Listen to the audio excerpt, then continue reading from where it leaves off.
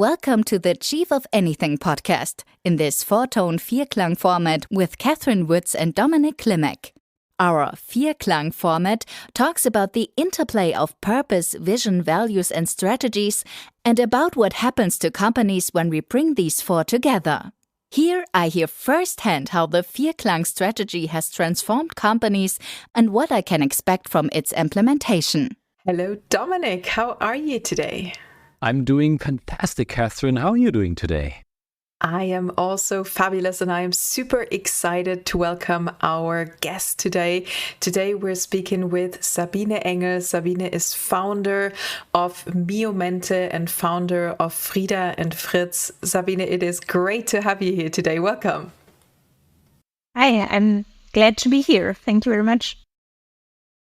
Fantastic. Sabine, of course, our listeners want to hear about your experiences with the VIERKLANG model, your experiences with purpose, vision, values, and strategies.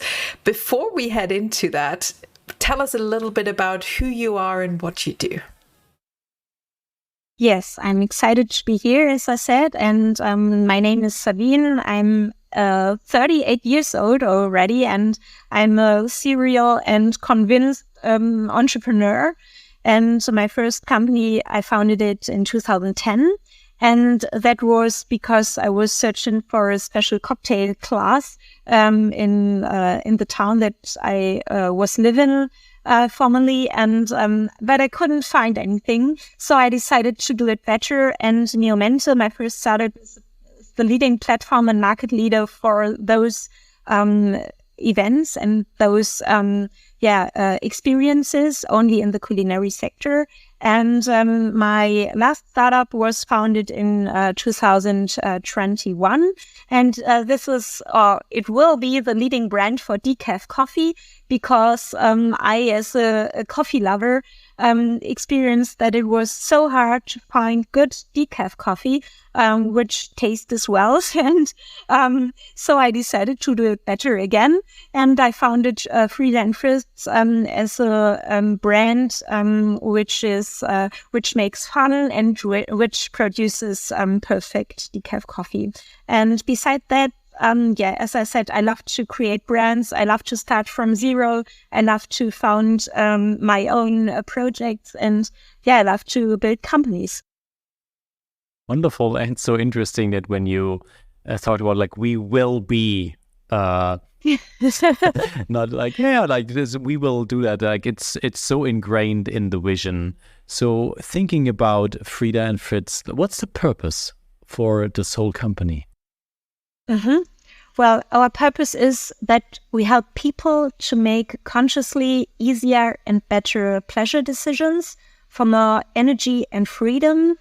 And I can explain it a bit more, because what I want with this company is to, as I said, to help people have a healthier day and living healthier, and to enhance their well-being. And this is through the help of decaf coffee. Wonderful. And where will you be like in this, like usually the vision is like for the next 5 years, where will you be when everything went ridiculously well? Well, when everything went ridiculously well, in 5 years we'll have roasted 500 tons of decaf coffee and sold 500 tons. And whoever has ever had some experiences in the coffee industry, 500 tons is quite a lot. So it's really huge, and it's a huge vision. Wonderful. And what are the values that will guide you there to reach that huge goal of having roasted and sold 500 tons of coffee? Yeah, we have 3 values, and we created them as the leadership team, and then also together with the rest of the team. Our first value is 0 to 1, and this means that we love to make changes happen, and that we love to start from zero, and that we love to develop new things and new products and new whatever. Then our second value is to be productive, and to be productive in a smart and conscious way. This is because we realize that being productive doesn't have to do anything with stress. So we want to be productive with a relaxed life, so relaxed productivity, so to speak. And our last value is freedom. And this means that people at Frieda and Fritz can work at any time from any place in the whole world. That sounds absolutely incredible. And if I think back to my days of like working in, I started off in corporate environments and then with different companies, I think I would have loved to have, that element of freedom of being able to work anywhere within the world.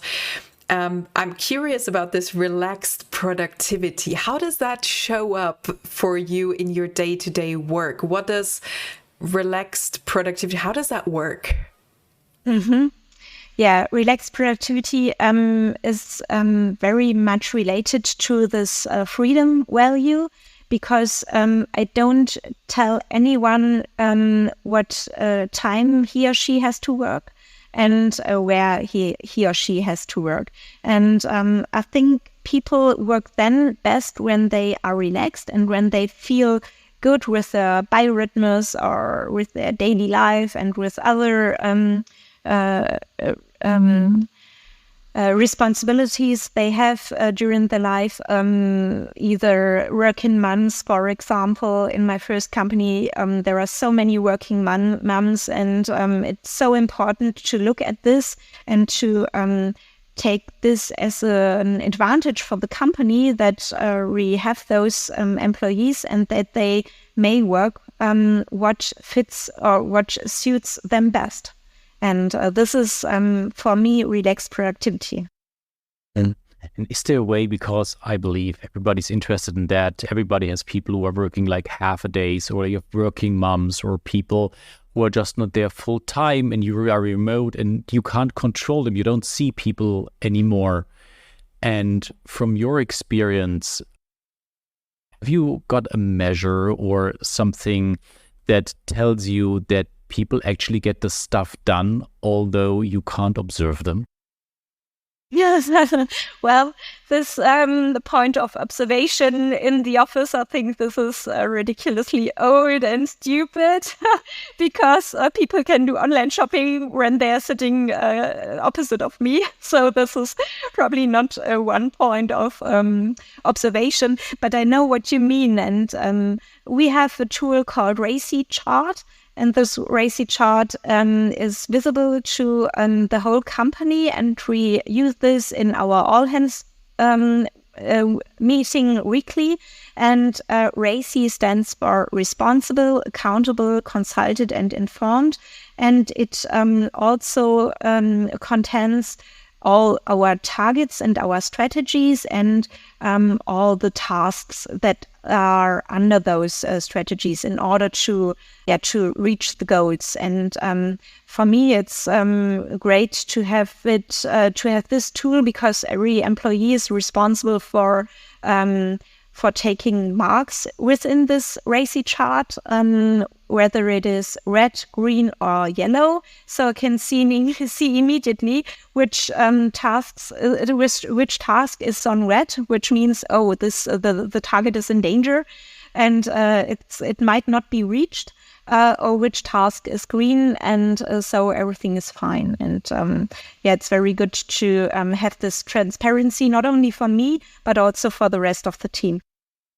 So instead of having to tell people this is what you are going to do, people easily see, okay, I'm responsible for this task, and then I'm making sure that I will be on a green light and I'm not the only person who's not delivering on their tasks. How did you get the commitment, or how did you implement that RACI model in the company? Yeah, it's one tool that is a result out of our strategy workshop. And we have run quarterly one strategy workshop each quarter. And that is when every employee is committed as well. So every employee takes part in this strategy workshop, and we work on our strategies together. So there is not one single strategy that is worked out by me on my own desk alone. So everything is worked out by the team together. And so it's teamwork. And this also makes us as a company transparent for the team, but also the employees feel that they worked out worked out the strategy themselves. And would you be able to share with us some of the strategies you have defined with the team for the company? Yeah, sure. Well, at Frieda and Fritz, our quarterly strategies are three. We have three, and our first strategy is the focus on margin. This means that we can earn money by what we do and that we enhance our margin. The second focus strategy is traction. And by this, we mean that we want to focus on our sales. How can we enhance our sales by X% until the end of the quarter? And our third strategy is financing. How can we find investors in order to raise X0 money? That all sounds super clear and super easy as a guideline for these are the three things we're going to be working on for the next quarter. Now, if you involve everybody in the team, everybody in the company even to come up with these strategies, how does that work? Yes, yeah, that's a great question. We have our quarterly meeting, and every employee is asked to come up with ideas in advance. So everybody is prepared for the meeting, and the meeting is only for 3 or 4 hours. So this is very fast. After 3 or 4 hours, we have our quarter strategies. I think this is great. And the reason or the point that everybody is prepared and already thought about the strategies and how we could reach our purpose and our vision, this makes sure that everybody's in the topic, and then we especially use the tool of brainstorming, and we work with Miro and have a Miro board, and we do a brainstorming, and then in order to find the right number of strategies, we can work out this very well then. And what impact does it have on the whole company when everybody is contributing their own strategies, and then at some point you have to decide, like, this is what we do, this is like, we are like following your strategy but yours not. What's the outcome of this? Is everybody committed to what you have decided on, or some people frustrated because their idea didn't get picked? How does it work? Well, I've never experienced frustration. So this is not a point, because we have a parking lot, and if there are ideas that can't take place in this quarter, we say, well, we can put it on the parking lot and decide whether it's important next quarter again, or it might be more important then. And the main advantage of this model is for me to have transparency and clearness. And clearness, especially because every employee knows perfectly well what are our strategies, what is our goal, where do we want to stand in 5 years, what is the reason why I'm working in this company, and how can I contribute to each single strategy? What's my single and own task, even if I'm only a student, for example? Because in my experience, it's really one of the best solutions to have this eye level with each team member, no matter whether it's a leader or a director or a working student. That sounds brilliant. And when, we talk about the communication, the how we interact with one another, how everybody can bring their best to bring our purpose and our vision to life, then values is something that shines through quite strongly when we talk to people who talk about their experience with the VIERKLANG model. How is kind of like the topic of values important to you at Frida and Fritz, and what are maybe some conversations that come out of the baseline of values that you have? Well, values in our daily life, for example, the values are for me a perfect tool also when I have applications and applicants for the company and for the jobs, because I talk about the values even in the job interview. And I ask those people, well, can you identify it? And what's your story regarding this or that value? What's your personal story on this?